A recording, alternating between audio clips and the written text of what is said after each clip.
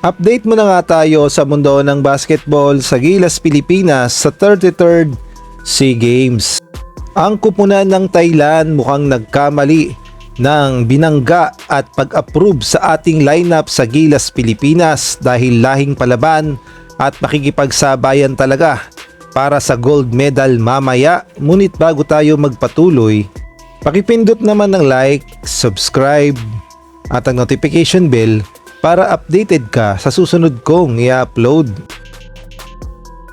Mukha ngang wrong move ang ginawa ng Thailand na aprubahan ang ikalawang lineup ng Gilas, Pilipinas dahil inakala nga nila na mahina lamang dahil unang-una sila ang pumili ng mga players natin dahil silang nag-approve. Pangalawa, kulang na kulang sa practice, at pangatlo ay alam nila na kayang-kaya nila ang ating Gilas, Pilipinas na pinadala sa SEA Games, kaya nga lang ay dun sila nagkamali dahil sa mga naging laban ng Gilas, Pilipinas. Kahit na hindi magkakakilala ang ating mga players ay nakabuo kaagad ng matinding team chemistry, kaya naman sa mga naging laban ng Gilas, Pilipinas ay 3 sunod-sunod na panalo at yung mga epic comeback natin lalo na sa Vietnam at gayon na rin sa Indonesia, kaya naman patunay lamang na malakas ang Gilas, Pilipinas at hindi magiging underdog sa magiging laban nila kontra sa Thailand mamaya. Kaya naman kabahan na ang Thailand dahil ang ating Gilas, Pilipinas malaki ang pag-asa na makuha ang gintong medalya.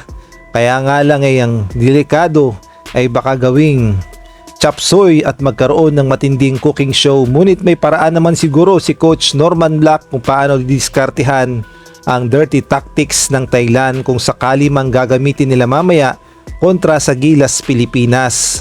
At aminado naman ang ating mga players nung una ay hindi talaga sila nagkakaamuyan dahil yung iba sa kanila ay hindi pa naman talaga kilala ang bawat isa. Kumbaga sa SEA Games na lang nagsama-sama. Kaya naman mahirap talaga bumuo ng chemistry kapag yung mga players ay hindi magkakakilala. Ngunit ang nakakagulat, pinatunayan ng ating Gilas, Pilipinas na kaya nilang bumuo ng madalian na team chemistry at ayan nga ang kanilang ipinakita. Samantalang ang kupunan ng Thailand ay pinaghandaan talaga ng todo ang SEA Games dahil ilang buwan din silang nagpractice, tapos may mga tune-up games pa yan at paniguradong hindi yan papayag na hindi magbunga ang kanilang pinagpaguran. Kaya naman undefeated pa rin ang Thailand at sa 3x3 nga nakuha nila yung gold medal. Kaya naman ang pinaka-target talaga nila ay makuha ang gold medal naman sa 5-on-5. Ngunit aminin man nila o hindi ay kinakabahan na sila dahil mapapalaban talaga sila ng todo sa ating Gilas, Pilipinas dahil pagbali-baligtarin man ng Southeast Asia, tayo pa rin ang nag-iisang hari pagdating sa basketball na hindi kayang gawin ng Thailand. Kaya naman mamaya expected na natin na makukuha natin muli ang gintong medalya at lalaban ang lahing palaban na Pilipino kontra sa Thailand.